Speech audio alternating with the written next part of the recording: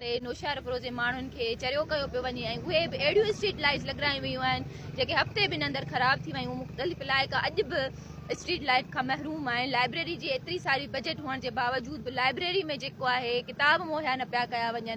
नौशहर अफरोज़ में जेके बि तरक़ी वारा कम आहिनि अॼु बि जेको आहे न पिया कया वञनि। हींअर बि वार्ड नंबर 14 जा रहवासी हिते मौजूदु आहिनि क़ाइम कॉलोनी जा। उन्हनि जा इहे ई मुतालबा आहिनि त असांजे इलाइक़े में तरक़ी वारा कम कराया वञनि। असांजे जेके इलाइक़े में मेन होल खुलिया पिया आहिनि, गटरनि जा ढक खुलिया पिया आहिनि, उन्हनि खे जेको आहे बंदि करायो वञे। असांजे इलाइक़े जी सफ़ाई कराई वञे।